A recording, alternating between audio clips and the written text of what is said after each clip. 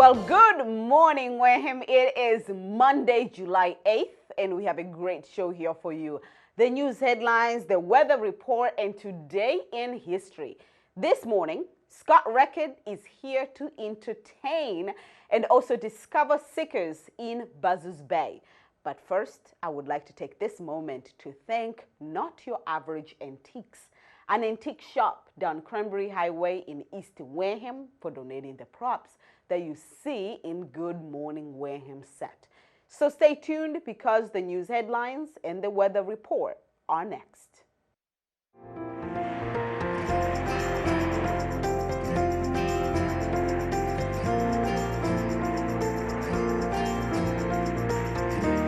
Well, generally sunny today with high at 81 degrees and clear skies tonight, low around 60.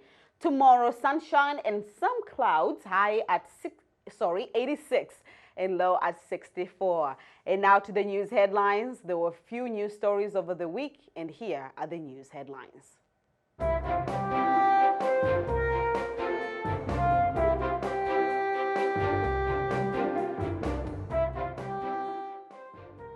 Well, Wareham Week had the following. Yesterday, hundreds of people enjoyed a spectacular fireworks show in Onset. There was live music, shopping, food from vendors, and Onset restaurants. The show began around 9 p.m. and was sponsored by the Onset Bay Association. Saturday was the Blessing of the Flea celebration in Onset, and here is a little bit of what took place. Second and every moment I see you. Every breath that I take is a breath that I give to you, my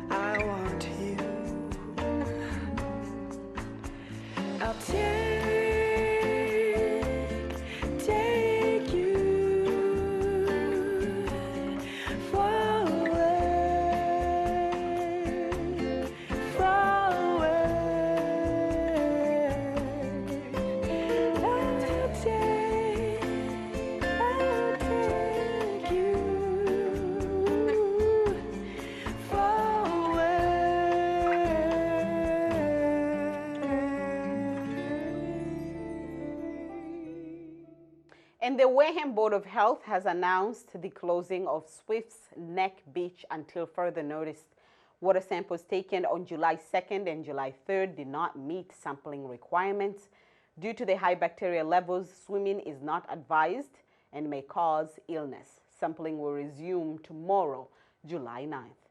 And Gatemen improved their season record this week to an impressive 9-6-1, sitting them ahead of every other team in the Cape Cod Baseball League West Division. On June 26th, the Gatemen put another win on the books with an 11-0 defeat of the Brewster Whitecaps.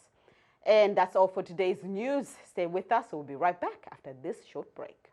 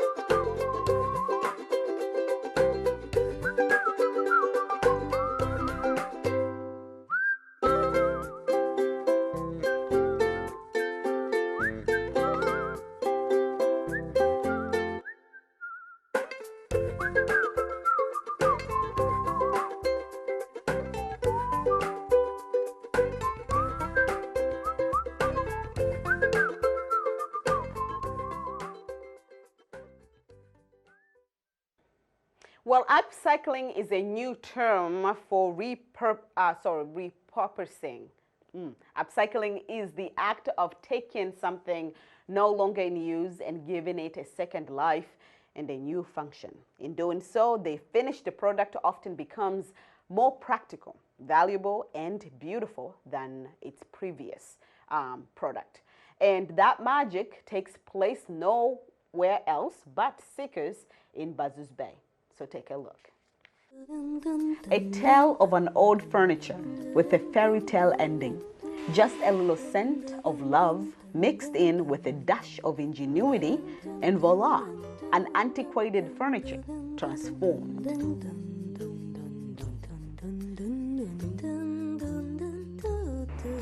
Seek the enchantment at 111 Main Street in Buzzards Bay. At the entrance to Cape Cod lies Seekers, a resale store featuring upcycled, contemporary, antique, and unique home offerings. From painted leather to the newest furniture trends, the showroom will take your breath away. Well, I take pride in getting pieces that no one else has. When you look around here, you'll be able to see there's a few unique pieces. There's a lot of people's pieces that we haven't even touched yet because we want someone to come in, fall in love with it like we did. Diane Annan Benson had a successful career in Switzerland, playing professional basketball. 22 years in Switzerland. It's a perfect country. I had a perfect husband. It was all wonderful and great. I had some great... And after 22 years of acclaimed life, she returned home to Massachusetts. While working in the house rehabilitating business, she saw an opportunity. Years later, she opened Seekers in 2014 in Wareham before relocating the store to Buzzards Bay. The reason we started this whole business was because we were running into furniture that people were leaving behind, and it was so beautiful, too beautiful to leave it behind. So we came up with this concept to refinish, refurbish, repaint. Now reaping the fruits of her hard work, she confesses it wasn't easy starting up, but her faith kept her going. They told me that no one would come over the bridge. No one from Cape would come over the bridge to come to Seekers, and they are. Alongside her sister, Donna Grant, and a close friend, Tamara Crosby, the store embraces handcrafted work featuring local artists around the region. In every moment I see you. Through upcycling, Seekers helps people hold on to their family heirlooms. A lot of things that are happening right now is the younger generation is inheriting their grandparents' furniture that was in the basement, and they're feeling kind of sad about getting rid of it, so they call us and they say, what can you do for us? And we just sit down with them and we come up with a color scheme, and we end up sending them home, and they're happy and we're happy too. This is the newest piece we've just finished. I wish it was in better light, but this is a piece that we had in the store forever, and it was not painted, and someone came in and said, I've looked at your piece, I want to have it painted a special green. This is almost called emerald green, but we actually made this color. My sister, she's a color artist, so she made the color for us, and then we painted it and added the knobs, and we have one beautiful piece that you can't buy anywhere else. This is an old cedar chest that everyone has one of these in their basements today, and we get them out of the basement. This is painted gray with a dark wax on it, and this is called decoupage. This is the newest thing right now. It's all hand cut and placed strategically on a piece of furniture to give it that special touch. And then we also added an upholstery strip to it, so now it becomes part of everyday living.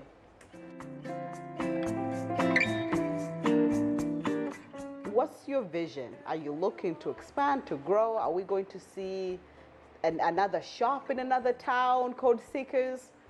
Yeah, good question. I've been thinking about opening something else, but I've always been told that I should run a good shop. That was one of the things that people keep telling me. Don't expand until you've got this shop down right. And that's what we're trying to do every day. We come in and say, do we need more local artists? Do we need more vendors? Do we need to get different types of furniture in here? It's been a long road, and I think we're on the right one. We're on the right path. So opening a new store, that could be something down the line, but right now we want this store to be up and running, and we want people to know about us here. Bring your imagination to Seekers and let it go wild. With an option to buy as is or refurbished, you can choose from a wide variety of knob collections, colors, furniture, and techniques.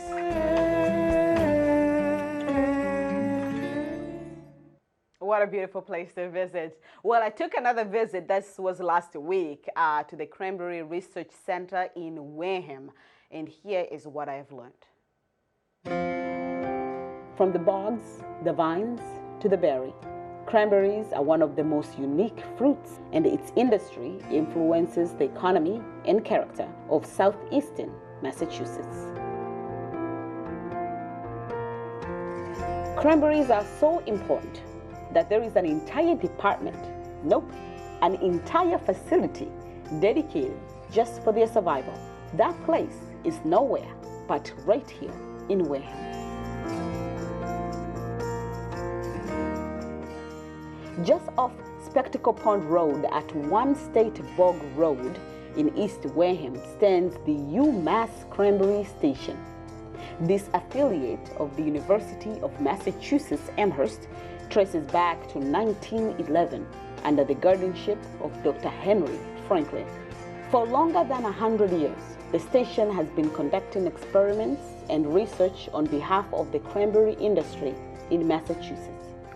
Our whole mission is to really provide whatever horticultural resources and solutions that the growers need in order to remain viable within this area, and to also have environmental stewardship, so that we, think about the citizens that live in this area and the impact that our industry has. Using experiments, the center helps farmers to be flexible with the industry's demands. Currently, farmers are under pressure to produce a certain quality of berry, distinguished by color and firmness, a task that has fallen on Dr. Giverson Mupambe. But sometimes what we've noticed in the past seasons that growers are struggling to get that color. So these plant growth regulators that we're thinking about, we're thinking specifically of abscisic acid, which has been shown to improve the anthocyanin concentration. So anthocyanin is the pigment that gives the fruit its red color. Dr. Mupambe is searching for whether improving formation of anthocyanin may produce the right shade of redness. Furthermore, he is studying canopy management. Because the other factor when you think about fruit colors, you need light penetration into your canopy. How much light penetration do you get in the canopy, and does that result in a more uniform coloring within the canopy? So normally if you go in the canopy and you open it up, you find that the berries at the bottom of the canopy, usually they struggle to color up, even when you have like a nice uniform red color on the top. And we think some of that has to do with the lack of light penetration into the bottom of the canopy. There is also the challenge of climate change. Take anthocyanin, for example. The color pigment is triggered by light penetration, but mostly by cooler temperatures. Our most recent winters haven't been favorable. I don't know if you remember last September, we probably had 6 or 7 nights. It didn't go below 70 degrees. And that's way too warm. And so what's happening is that the color doesn't develop. And the handlers want you to bring in a fruit that has a certain amount of red pigment, because that's what cranberries are known for. So you're waiting for the color development, but the longer the fruits stay out in the bog, the greater chance that they're going to lose quality, because they're going to start succumbing to fruit rot. The abundance of rainfall also has proved irresponsible, at times flooding the vines, which can lead to fruit loss. Though irrigation is important, specifics matters, as Dr. Peter Jerenyama explains. You can't grow a plant without water. But then the question becomes, how much water do we need to put in there? Because we have a tendency of over-irrigating. Like, there's this notion that cranberry requires 1 inch of water a week, 1 inch of water per week. But that is not based on any scientific reasoning. So Dr. Jeranyama and his colleagues have come up with something called evaporated demand, a way to determine the exact amount of water needed at a given time. Right here, I'm carrying one of the sensors. This is called a tensiometer. You can view this like a big, a giant root in the soil. So it has a ceramic tip. So having a ceramic, so you put this device in the soil, and the water is going to be absorbed through the ceramic tip. And the amount of water that is taken into the cylinder will equate to a certain amount of pressure that will be recorded on a recording device. So we've come up with a relationship between stress levels based on the tension that you get in the soil. So the wetter the soils are, the lower the tension is going to be. And the drier the soils are, the greater the tension is going to be. So that's why we know when it is too wet or when it is too dry. The center is also helping farmers harvest berries that can make the weight. Currently, the incentive starts at $4.55 to $5.50 kilogram per millimeter. What have you seen in terms of maybe trends with pesticides? What is threatening the berry at the moment? So our trends with pesticides have been moving away from very toxic, broad spectrum, particularly insecticides, to things that we call reduced risk, that are more targeted. We do have some cranberry insects that are pests, and a lot of them. Because it's a native fruit, we have 25 different insect pests. He's rolled up because he's been eating cranberry all day. There's a gypsy moth there and then another cutworm. Cranberry weevil is a tiny insect that has been causing a lot of trouble this year. We do have to put on sprays to manage these insects, or they will eat all of your flowers and you will get no cranberries. So in entomology, we have 25 or 30 different insects that we're always thinking about. And there are new insects like scale. If you can imagine that you have your upright and there's something that looks like that on there, so you can't even see it unless it's under the microscope. This is a new insect that we haven't seen in 80 years. So that one's kind of cool. And right now the crawlers, little babies, are being released out of there, so that's another problem for the growers. Why are they coming back after 80 years? Either because there's climate change and good conditions for them, or we're not using broad spectrum pesticides anymore where we're spraying and killing everything so that there's the opening for them, or we have new varieties that are softer tissued and give them the option. We don't know. Are there any pesticides that are good for the berry? We do have a number of insecticides now that instead of being broad spectrum, they're specific to the insect. And yes, the one that we have, cranberry fruitworm, which is a little moth that lays its egg on the berry as it's developing, we have a new compound called Altacor that doesn't hurt bees, doesn't hurt us, but targets just that fruitworm. So we feel that that's the magic new insecticide that we have that has really helped us out. Of course, it costs about $50 an acre, so it's expensive for the growers. The services and research conducted here are available to farmers for free. The center helps farmers connect to the bottom line on the cost saved and the money made if they choose to implement the knowledge. But lately, knowledge hasn't been enough as the industry faces substantial doubts. Would you say the industry is flourishing? No, not at all. The industry is very much struggling at this time because there's an oversupply of fruit, and so prices are depressed. And so it's predicted that for the majority of the industry this year, growers will be paid less per barrel than it costs them to produce that barrel. So we figure it costs maybe $25 to $30 a barrel to produce it. Growers are probably going to be paid $20 or less. So they'll actually be losing money for every barrel of cranberries that they produce. So then they come to you and they from what you told me, the industry is struggling. They're facing an enormous amount of stress from the handlers. Yep. So what do they say to you? And what do we say to them? I mean, you know, what's really hard about this industry is that we know a lot of our growers. I mean, you know, some of them are friends. At least growers are pushed to diversify in order to supplement their income. Currently, an area of interest is on renewable energy. Tell me about the research when we're looking at renewable energy. How does it fit in with the cranberry bogs? So, well, and then again, that's a great question.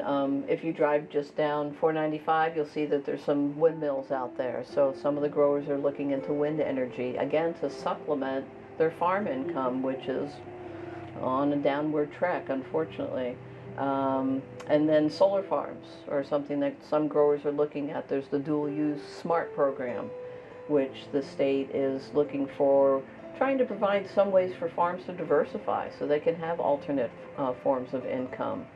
So that's one way. It's still very much in a fledgling state. You know, there are not any cranberry projects yet where they're still trying to grow cranberries with the solar panels on top of them. To briefly summarize the UMass Cranberry Center, think of it as a hospital, strictly for the cranberries. Whether you are a grower or just a consumer, there is so much to be learned about this northern native perennial berry. So it seems like there are a lot of cool things that are happening here. I will call them miracles, but how far can your work extend? What can you not do in regards to the berry? Well, as far as us specifically here, we don't do any genetic breeding here. A lot of that work is going on down in New Jersey at Rutgers University or out at the University of Wisconsin. So they actually have breeding programs because, as you could imagine, with a perennial woody fruit, it's a long-term commitment to be able to do that. And so we felt as an industry, it's expensive, and just to have it located in those two areas works well. We don't do anything that involves product development. You know, food science, we specifically don't do those kinds of things, nor anything directly related to health benefits. So we're really very horticultural, production, pest management oriented. The center's current projects include, but not limited to, researching solar panels on cranberry bogs, using drones to map plant stress in order to evaluate irrigation techniques, understanding the biology of scale, all while keeping an eye on climate change.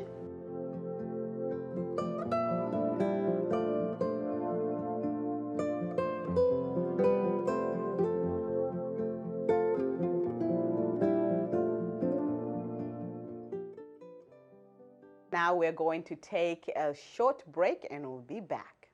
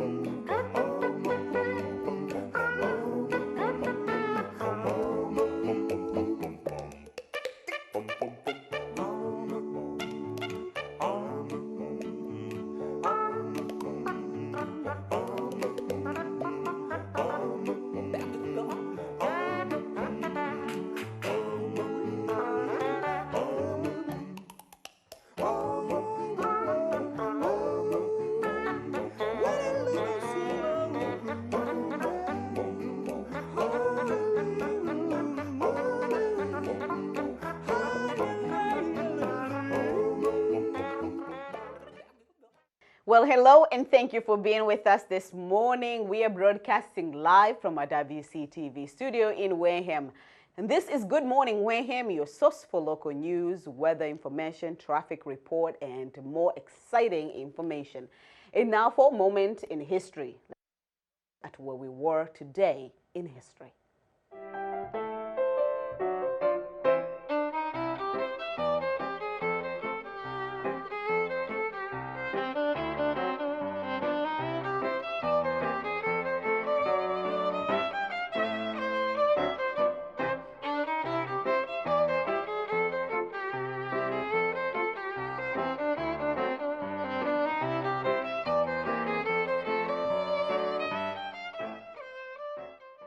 Well, on this day in 1776, 1 ton of copper and tin in the shape of a bell rang out loud from the Tower of Independence Hall. The Philadelphian landmark Liberty Bell rang out to the city's citizens, bringing them to listen to the first ever public reading of the Declaration of Independence. The story behind the bell's famous crack is not entirely agreed upon, but many believe it first was cracked in 1835 when being rung at the funeral of Chief Justice John Marshall. And on this day in 1994, the great leader of North Korea died of a heart attack. Kim Il-sung, father of North Korean leader Kim Jong-il and the grandfather of Kim Jong-un, was the country's dictator from 1948 until his death in 1994. His invasion of South Korea in 1950 quickly started the Korean War. And today's birthday shout out goes to John Stith Pemberton, born in 1831 in Georgia. The pharmacist made his claim to fame by inventing Coca-Cola. The drink was made after he fought for the Confederate Army in the Civil War, got injured, became addicted to morphine. He tried playing around with Coca-Cola plant to kick his addiction, while eventually coming upon the recipe in 1886 for the famous drink Coca-Cola. And that is all for today in History segment. To learn more cool historical facts, please go online under history.com. Stay with us. The coffee segment is next. But first, Stephen Miller goes over this month's book club picks.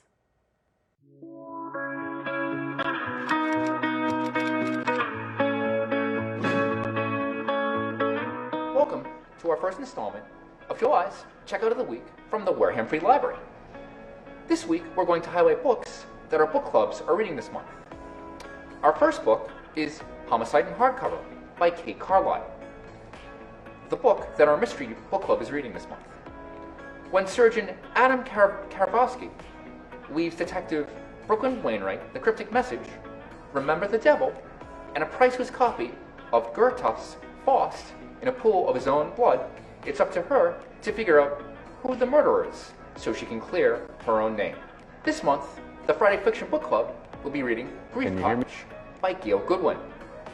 When 11-year-old Marcus is sent to live with his great-aunt on a remote island in South Carolina, he becomes intrigued with a mysterious cottage where a boy and his parents disappeared 50 years before. When Marcus begins to visit the cottage daily, a ghost of the boy appears and Marcus begins to court the ghost, never sure whether the ghost's intentions are friendly or sinister. Lastly, the nonfiction book club pick is Ages for Hawk by Helen MacDonald. MacDonald recounts the story of how she adopted and raised a young goshawk to help her cope with her father's death. The book was among the top 25 lists for 17 different publications, and it was named to the New York Times bestseller book of the year list. If you're interested in joining our popular mystery book club, they meet on the second Thursday of the month at the main library. The Friday Fiction Book Club meets on the third Friday of each month at the Spinney Library, and the Nonfiction Book Club meets on the fourth Thursday of each month at the main library. If you'd like to join one of our book clubs, you can pick up any of these books at the circulation desk of the main library, where copies are available in regular print, large type, and audio.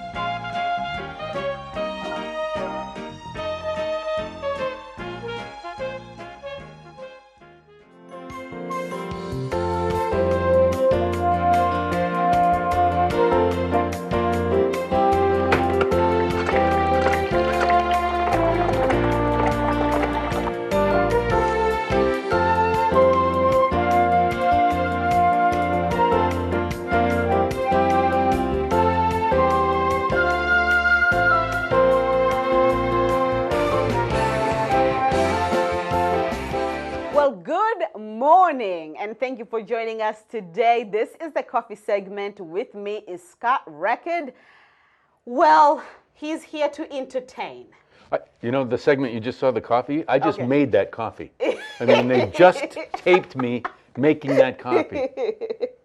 Well, thank you so much for being here today. You are a man of multiple talents. You are a singer, you are an actor, impressionist.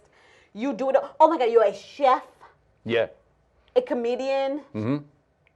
So maybe the question is, when did you realize that you are a basket of many talents? Well, I was very fortunate. I come from a very blue-collar family. And my mom and dad, I'm an only child. My dad worked in a shoe factory. My mom ran a diner in Middleborough. That's where I grew up. And if I was interested in something and tried it, they encouraged and gave me support. So, I mean, as a little kid, I did magic, I did tap dancing, I played drums and this and that. I always liked performing. It was a different time, you know. In those years, I would watch Ed Sullivan, I would watch shows where people would perform, and it was encouraged. Now, Not so much. they try to encourage kids to be all the same. No, so I take it your parents, both of you, encouraged you to. Well, if Do I wanted what you to do love. something, go ahead and support you. So how was that personality? How were you in school? Being the only child, I mean, you didn't have a big sister, big brother to take care of you. So how were you as a child? Well, on your report card every quarter, IN in the red letters meant improvement needed, and that was conduct. So I was practicing my stand-up comedy and all that probably in those years right up to 6th grade. IN. I've got all the cards. I had good grades, but Yes. Improvement needed. a little bit of a performer in class, I think. But it was fun. It was funny. Well, you are fantastic in what you do, and I have a video. If we can play the Scott Reel video, so we can take a little. We can see what he can do. Uh-oh. Uh-oh.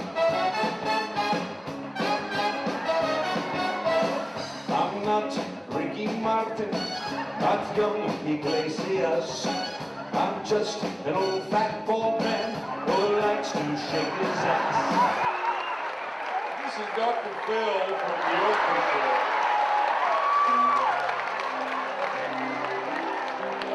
And we have issues here, people. Right here in this room, we have issues, and you have to get real.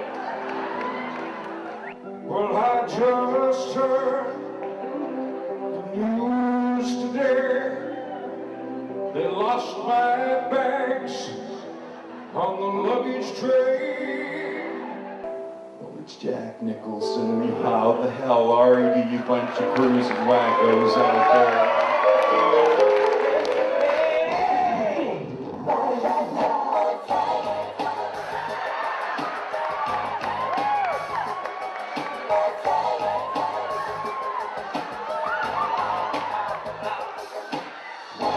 My zipper is broke tonight.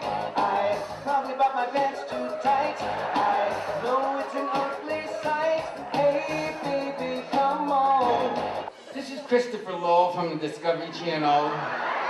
Seminal Steps of Design. So today we're going to make some really neat stuff out of things that are just laying around the garage. So we're going to make a little side table out of some old crutches. We're going to make a beautiful vase out of an old enema bag. Spaghetti, fettuccine, tortellini, e baccalà, e baccalà. Lasagna, spolpini, Lamborghini, e broccoli raw, e broccoli raw. I'm Art Schwarzenegger, the governor of the state of cauliflower. And I want to tell you, I have my constituents and they will get their fair share. But what I am saying to you is, Good morning, ladies, and welcome to the Richard Simmons Show. How are you? Everyone say hi. Oh, we need much more energy than this, people, please. pizza, pizza, pizza, pizza, pizza. New York.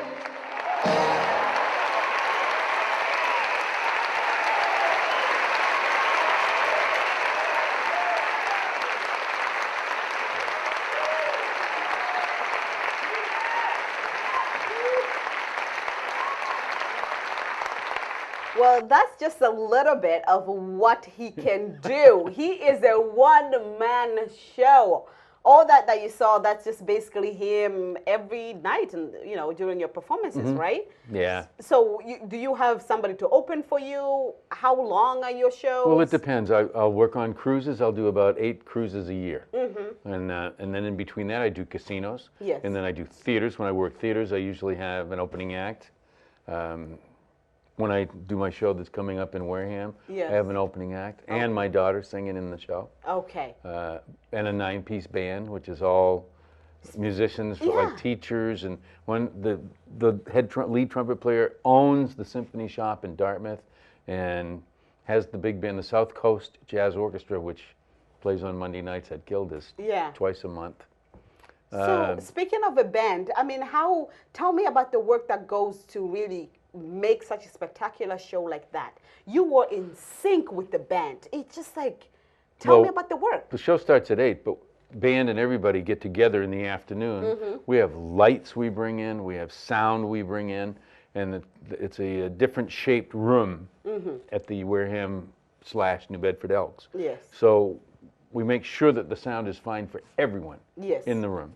And then we rehearse. We do a 2-hour rehearsal.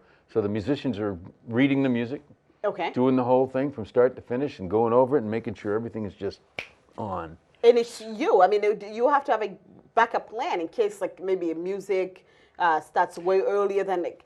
That's the most fun part. What goes on in your head? If something doesn't go right, that's live. It's live. You can't go back and erase it and do it over. So it's fun. That's the fun part. Live performing is the best. Now, you've been doing this since you could remember, and now you're doing this professionally. It's funny you said, what are you thinking of? Because Yes. if I'm in the middle of a show, opening for some big star or something like that, and I'm doing my show, there's times where I'm doing a piece of material, I'm familiar with it, and I'm thinking in my head, I've got to get those tax papers in the mail before the 15th. I mean, I'm somewhere else. I'm in La La Land in my head, but doing a song. I know, it's very funny. I got to get those tax papers before the 15th. Well, I talked to other entertainers. I said, do you ever think of things during your act? They go, oh, yeah, all the time. He said, yeah, I'm doing juggling or something. And he says, I got to get some paint tomorrow from Home Depot. And so tell me about when you were beginning. Can you recall embarrassing moments what kind of were discouraging? I remember a lot. I don't know why I remember so much, but I was very young, probably 3rd or 4th grade. And in Middleborough, that's the home and the birthplace of Tom Thumb and the small people that P.T. Barnum hired and had in his traveling road. So there was the Bump family, and P.T. Barnum had this Commodore Nutt, N-U-T-T, and Tom Thumb married a woman from Middleborough, and everybody's like 30 inches tall and perfectly in proportion.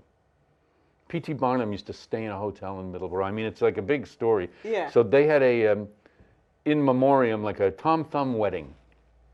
And I'm the MC, like in 3rd or 4th grade. And I said, and now, here's the President of the United States, Abraham Lincoln.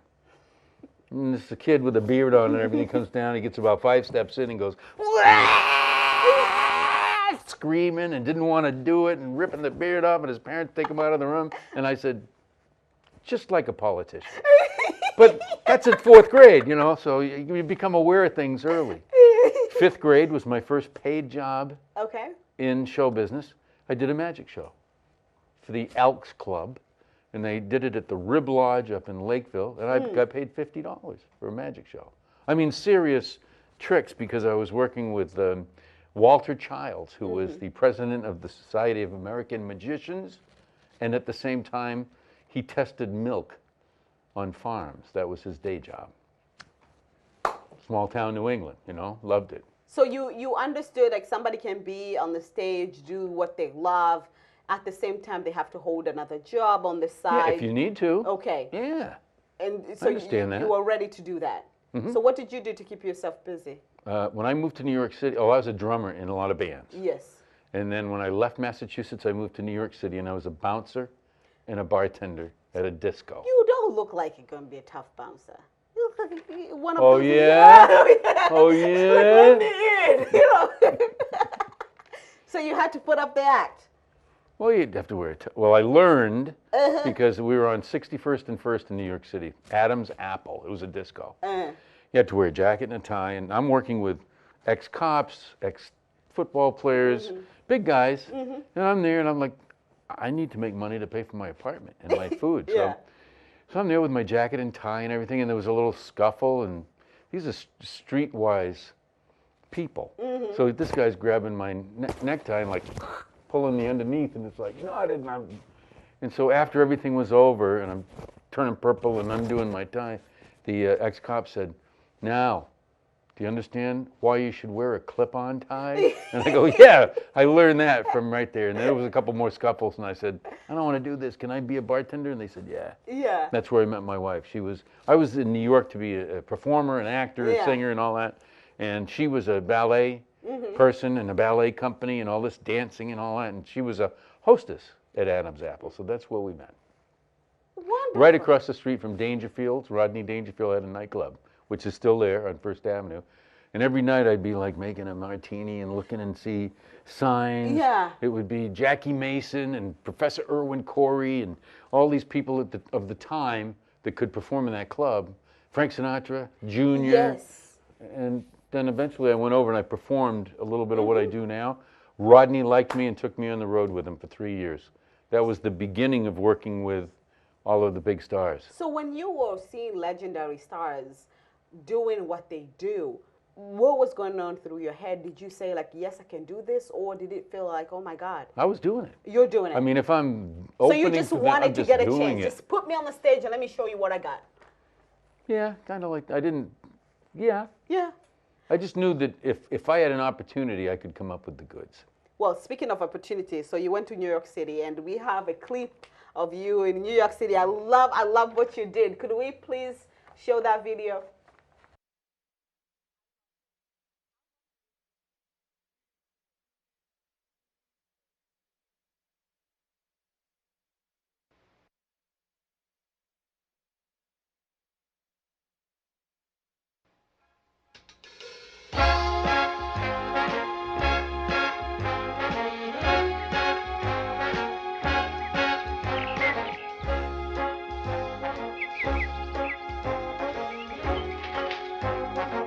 Start spreading the news.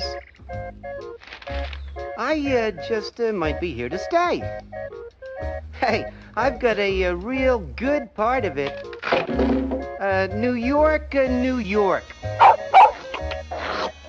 These vagabond shoes are basically longing to stray, rather, excuse me, right through Brooklyn, Queens, Manhattan, the Bronx, and Staten Island, too. I want to wake up in a city that doesn't sleep. And, of course, find I'm king of the hill, top of the heap. These gridlock blues, for instance, are currently being investigated by a specially appointed commission of handpicked delegates sympathetic to the legislative parameters of the situation. In old New York. Hey, if I can make it here, quite frankly, I'll be able to make it anywhere. It's up to you, New York, New York. No, really, folks, this morning I took my garbage out and the truck was just pulling away. I yelled, am I too late? The driver said, not at all, jump in. How am I doing? Hey, waiter, check, please. I love to wake up in a city that never sleeps and find I'm number one, top of the list, king of the hill. But incidentally, a heck of a nice guy. These, oh boy, these Meshuggah blues are melting away. Oh, swing it, boys. I'm going to make a brand new start of it in old New York.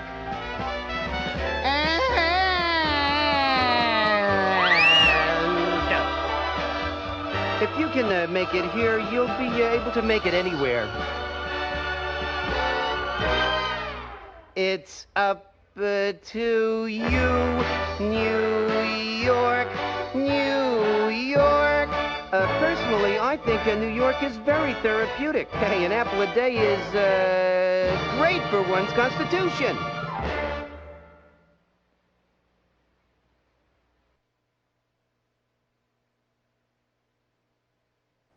All right, so you also do voices.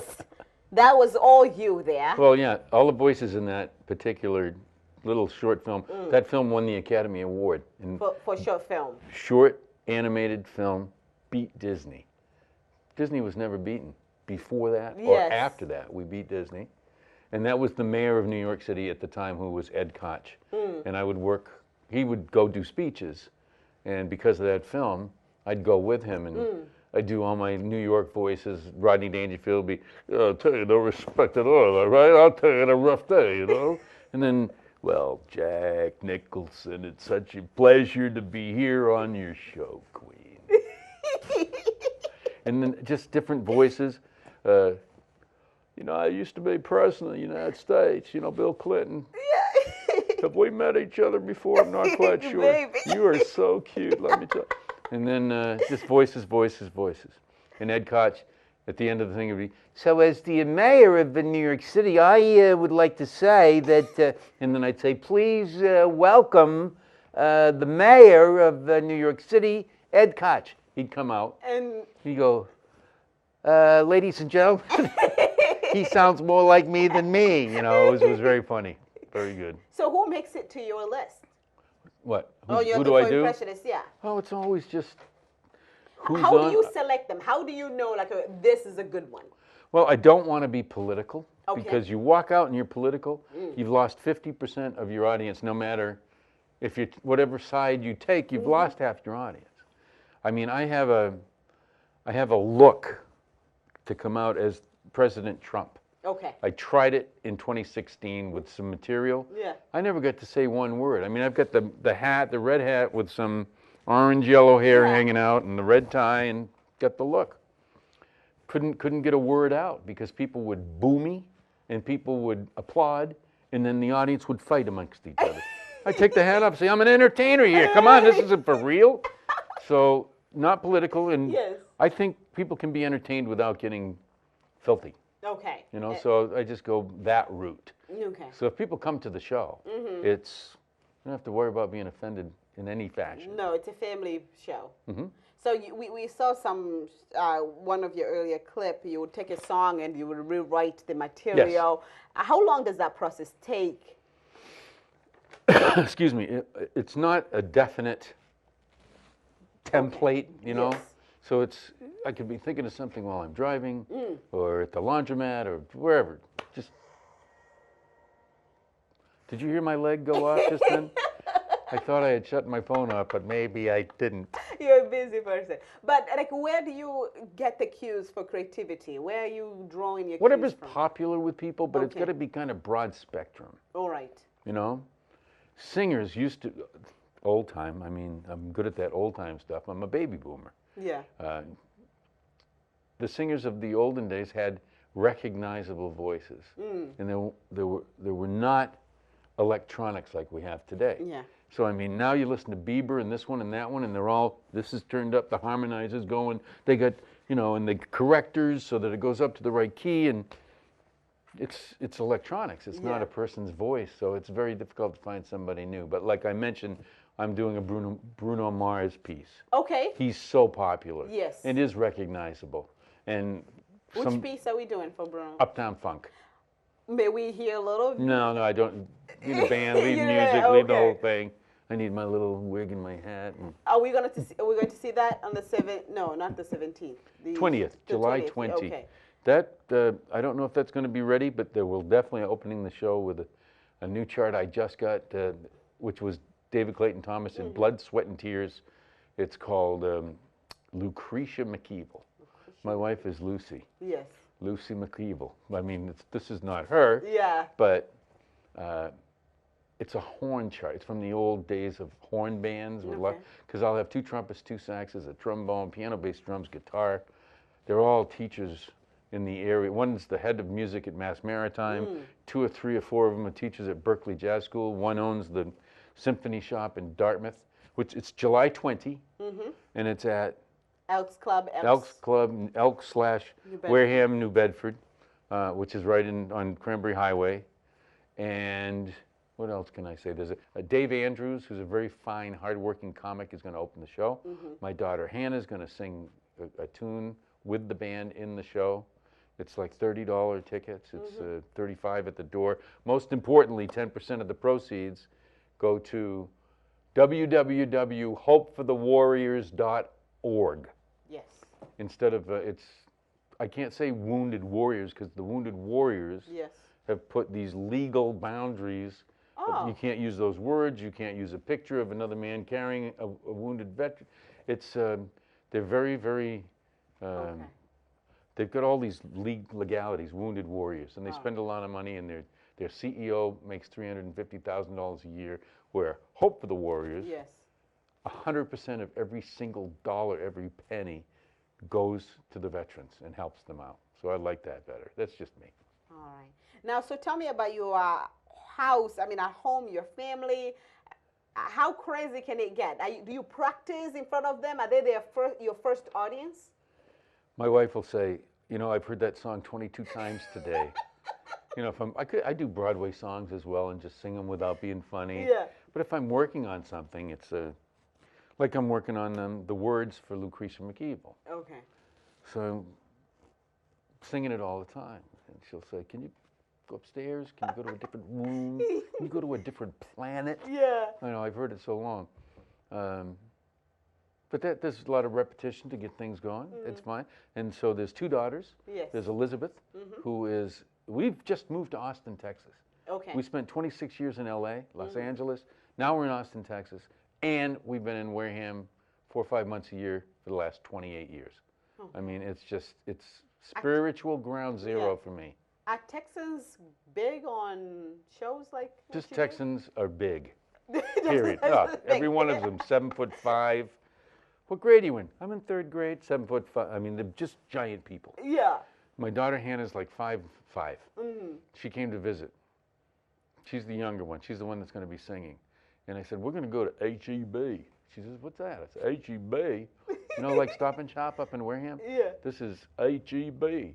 Hubert E. Butt. That's the name of the shopping center, and it's great. I said, but it's the Valley of the Giants. She says, what do you mean, Dad? I said, you'll see. So we go in, and we're walking. I look down an aisle, and I go, Hannah, come here.